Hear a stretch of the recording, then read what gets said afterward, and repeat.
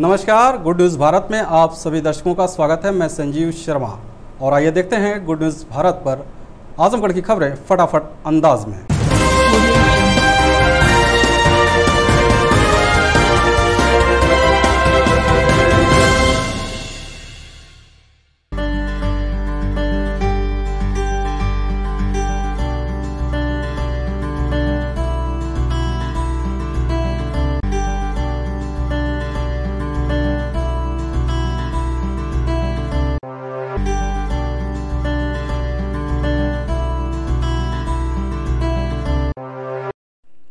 आजमगढ़ ही नहीं, पूर्वांचल के प्रख्यात शिक्षाविद, आजमगढ़ की धरोहर, प्रसिद्ध साहित्यकार, देश के नामी गिरामी कई समाचार पत्रों से जुड़े रहे वरिष्ठ पत्रकार, स्मिथ इंटर कॉलेज अजमतगढ़ के पूर्व प्रधानाचार्य अमरनाथ तिवारी का निधन उनके निज निवास राहुल नगर मड़िया में हो गया।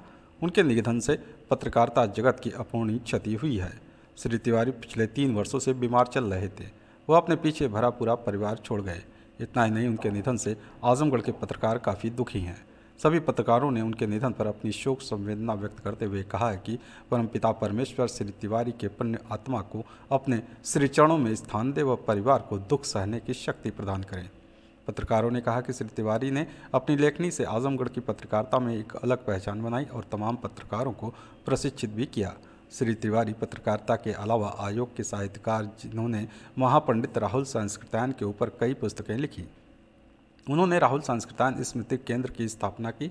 उनके ही प्रयास से आजमगढ़ शहर के मड़िया मोहल्ले का नाम राहुल नगर रखा गया। शोक संवेदना व्यक्त करने वालों में तमसा प्रेस क्लब के अध्यक्ष अशोक वर्मा, सचिव विजय यादव, उपाध्यक्ष धर्मेंद्र श्रीवास्तव, दी प्रेस क्लब के अध्यक्ष एस.के. सत्येन, रणविजय सिंह, सुभाष सिंह सहित प्रमुख लोग मौजूद रहे। आजमगढ़ जिले के मुबारकपुर थाना क्षेत्र के एक मोहल्ले के पीड़ित परिवार ने दबंगों के खिलाफ एसपी कार्यालय पहुंच न्याय की गुहार लगाई। एसपी कार्यालय पहुंची मुबारकपुर थाना क्षेत्र के एक मोहल्ला निवासी पीड़िता ने बताया कि उसकी 3 पुत्रियां व 1 पुत्र है। एक पुत्री की शादी हो चुकी है, 2 पुत्रियां व 1 पुत्र पढ़ाई करते हैं।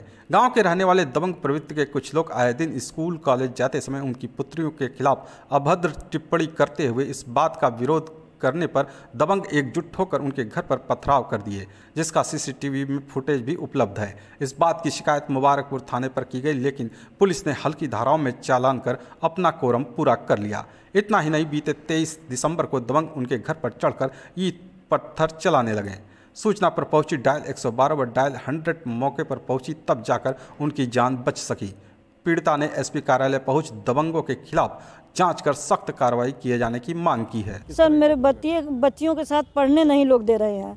कभी अचानक ढेला फेंकते हैं, कभी चिक्का फेंकते हैं, कभी बच्ची स्कूल जाती हैं तो रोकते हैं, जाने नहीं देते हैं। हमेशा यही कहते हैं कि तुमके करियर पर हम ऐसा केस लगाएंगे, धारा हम लोग लगाएंगे पूरे गांव मिलकर कि तुम बर्बाद हो जाओगी। हम सर बहुत मजबूर होकर के आपके पास आए हैं, आपसे गुहार कर रहे हैं कि हमारी मजबूरी को सुना जाए। क्या कारण है, क्यों ऐसा करते हैं? सर, हम यहाँ के रहने वाले नहीं हैं। लोग कहते हैं कि तुमको यहाँ से भगा देंगे। हमारा घर रौना पार खोजौली में है। हमारे ससुर यहाँ के रहने वाले थे। हम लोग ज़मीन वमीन लेकर घर मकान बनवा लिए हैं। हमारा एक बच्चा है, कहते हैं सब इसको मार कर फेंक देंगे। हमेशा धमकी घुड़की देते रहते हैं। हम लोग 1-1 बजे रात तक घर में जागते रहते हैं। हम नींद भर नहीं सो पाते हैं। हमारे कैमरा है दुआरी पर, ऑडियो वीडियो दोनों है। आप लोग मौके का जांच करके सख्त से सख्त कार्रवाई करिए। आपसे बहुत बहुत निवेदन है सर। आपका हाथ गोड़ जोड़ रहे हैं। वो है पंकज है, अरविंद जायसवाल है और संजय है, पिंकी रिंकी है, संजय की औरत है, उसका नाम है गीता। वही सब गुड़ का कुंडा है, अरविंद जायसवाल।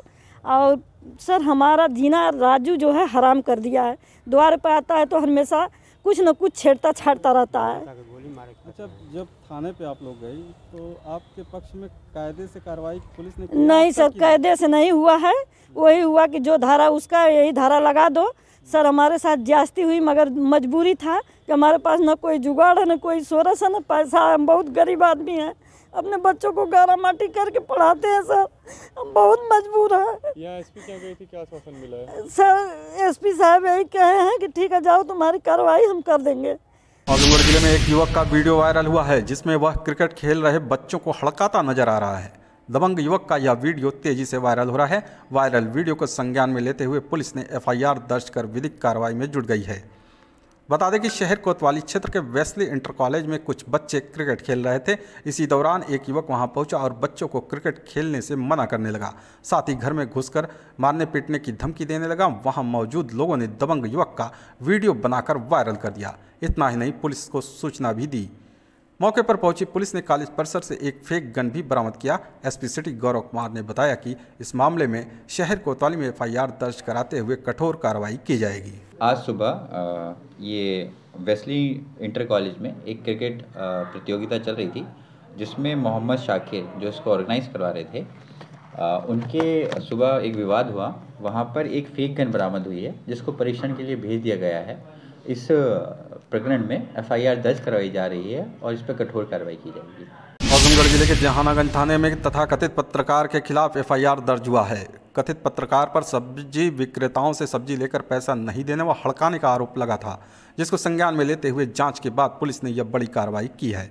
बता दें कि जहानागंज थाना क्षेत्र के कस्बा निवासी कई सब्जी विक्रेताओं ने बीते 16 दिसंबर को एसपी कार्यालय पहुंच तथाकथित पत्रकार राम अवतार उपाध्याय के खिलाफ शिकायती प्रार्थना पत्र दिया था, जिसमें आरोप लगाया गया कि कथित पत्रकार उनकी दुकानों से सब्जी की खरीदारी कर पैसे उधार लगा देता है। पैसा मांगने पर पुलिस का धौंस दिखाते हुए दुकान को हटवाने की धमकी देता है। एसपी अनुराग आर ने मामले को संज्ञान में लेते हुए सीओ सदर से जाँच कराई। जाँच की पुष्टि होने पर एफआईआर दर्ज किया गया।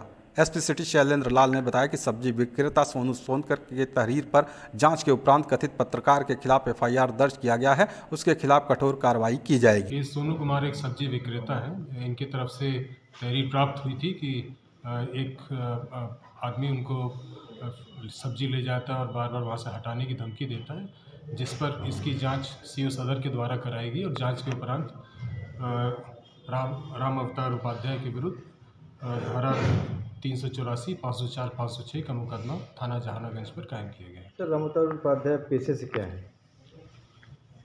ये अपने आपको कथाकथित पत्रकार ये बताते हैं और इसकी आड़ में ये गलत काम करते हैं। इसमें सर कुछ पुलिस की भी भूमिका नजर आई थी कि पुलिस के साथ में क्या उनके खिलाफ भी कार्रवाई की जाएगी? नहीं, सीओ सदर के द्वारा जांच करी गई है इसमें और इनको दोषी पाया गया। इसके उपरांत मुकदमा कायम किया गया। SC/ST भी है इसमें बढ़ोतरी इसमें आगे की जाएगी। SC/ST की बढ़ोतरी की जाएगी। आजमगढ़ नगर पालिका परिषद पर ठेकेदारों व सभासद ने कमीशन नहीं देने पर भुगतान नहीं करने का आरोप लगाते हुए बताया कि अब तक के सबसे भ्रष्ट ईओ नगर पालिका में तैनात हैं। बता दें कि नगर पालिका के ठेकेदार मनीष श्रीवास्तव ने बताया कि वह सरफुद्दीनपुर वार्ड में लगभग 4 लाख रुपए का कार्य कराए, जिसमें उनका अभी भी 2.5 लाख का भुगतान बचा हुआ है, जिसको क्लियर करने के लिए वे बार बार नगर पालिका कार्यालय का चक्कर लगा रहे हैं, लेकिन अभी तक उनका भुगतान नहीं किया गया। इतना ही नहीं, उन्होंने नगर पालिका पर कमीशनखोरी का भी आरोप लगाया। बताया कि उनके साथ के अन्य ठेकेदारों का भुगतान कर दिया गया है, लेकिन कमीशन नहीं देने के चलते उनका भुगतान रोक दिया गया है। तो वहीं सभासद विशाल श्रीवास्तव ने नगर पालिका के ईओ को अब तक का सबसे भ्रष्ट ईओ बताया। सुनिए सभासद व ठेकेदार ने क्या कुछ कहा। भैया, ये नगर पालिका तो मैं पूरे 5 साल आया हूँ और पूरी जनता के बीच में भी 5 साल रहा हूँ। यहाँ पे आज के डेट में सबसे भ्रष्ट ईओ जो कहा जाएगा, यहाँ के आज के डेट में मौजूद हैं मनोज कुमार जी हैं। मनोज कुमार जी आए हुए हैं और ठेकेदारों की समस्या आए दिन होती रही है और भी समस्या, जल समस्या, सफाई समस्या होती रही है। सबके लिए इनसे कहा जाता है, पर ये किसी की बात, कोई बात सुनने को कोई तैयार नहीं है। आज हमारे ही मोहल्ले के एक हमारे भाई ठेकेदार थे, हमसे आके शिकायत किए कि ऐसी ऐसी बातें हैं। मैं आके पूछा और लेखा में जावेद अहमद जी किसी कार्यरत पे हैं, जो कि वो लेखा विभाग के है भी नहीं, पर सिर्फ सिस्टम के तहत सबको यहाँ ऊपर नीचे रखा गया है। मामला ये है कि हमारे द्वारा नगर पालिका में अपना कार्य किया गया और उसका बिल वगैरह हुई और जब फाइनल भुगतान की बारी आई है तो फिर सबका क्या नाम भुगतान हमारे साथ की फाइलों का कर दिया गया है। हमारा कमीशन के लिए हमारा अब तक भुगतान नहीं हुआ है। कितने का काम आपने कराया? काम लगभग 4 लाख रुपए का था, उसमें लगभग 2.5 लाख रुपए का भुगतान बचा हुआ था और हमारे साथ की जितनी भी फाइलें थी सबका भुगतान हो चुका है। बस इसको ही रोक दिया गया है कमीशन के लिए। कमीशन की बार बार डिमांड की जाती है विभाग की तरफ से। बाकी हमारे संबंधित क्या नाम है, बाकी और यहाँ पे सभासदगण हैं, हमने सबको अवगत कराया है, उसके बाद भी अपना कोई सुनवाई नहीं हुई है। आजमगढ़ जिले के आचार्य नरेंद्र देव कृषि एवं प्रौद्योगिकी विश्वविद्यालय कुमारगंज अयोध्या के प्रोफेसर विजेंद्र सिंह एवं प्रसार निदेशक डॉक्टर AP राव के निर्देशन में संचालित कृषि विज्ञान केंद्र कोटवा पर 2 दिवसीय प्राकृतिक खेती तकनीकी पर कृषि प्रशिक्षण का आयोजन किया गया। यह कार्यक्रम 27 से लेकर 28 दिसंबर तक चला। राज्य सरकार किसानों को प्राकृतिक खेती से जोड़ने के लिए कई योजनाएं चला रही हैं ताकि किसानों को आर्थिक लाभ मिल सके। कैंसर जैसी जानलेवा बीमारियों के होने का मुख्य कारण फसलों में कीटनाशक दवा और रासायनिक खादों का अंधाधुंध प्रयोग करना है। प्राकृतिक खेती करने से फसलों की लागत कम होती है और उनके जहां कृषि उत्पाद महंगे बिकने से उनकी आमदनी भी ज़्यादा होगी। केंद्र के प्रभारी अधिकारी व कृषि महाविद्यालय के अधिष्ठाता प्रोफेसर DK सिंह ने किसानों से आग्रह किया कि किसानों को प्राकृतिक खेती को अपनाना चाहिए। कृषि विज्ञान केंद्र में से कृषि जानकारी प्राप्त कर फसल उत्पादकता व उनसे प्राप्त लाभ को बढ़ाने पर ध्यान दें। प्रशिक्षण के नोडल अधिकारी डॉक्टर विजय कुमार विमल ने तकनीकी सत्र के दौरान बताया कि प्राकृतिक खेती कृषि की प्राचीन पद्धति है। प्राकृतिक खेती में रासायनिक कीटनाशक का उपयोग नहीं किया जाता है। यह एक देसी गाय से 30 एकड़ की खेती की जा सकती है। इसकी विस्तृत जानकारी दी। आजमगढ़ जिले के बिदनियागंज थाने की पुलिस ने हत्या के मामले में वांछित चल रहे एक आरोपी को क्षेत्र के पटवत सरैया बाजार से गिरफ्तार कर लिया है। बता दें कि बिलरियागंज थाना क्षेत्र के श्रीनगर सिहरान गांव में बीते 18 दिसंबर की सुबह पेड़ काटने को लेकर 2 सगे भाइयों में शुरू हुई कहासुनी मारपीट में तब्दील हो गई। इस घटना में एक पक्ष के रमेश यादव की पत्नी फुलवासी देवी व 2 पुत्र रिंकू यादव व पिंटू यादव घायल हो गए। इसी दौरान गंभीर रूप से घायल रिंकू यादव की मौत हो गई, जबकि अन्य घायलों का उपचार अभी चल रहा है।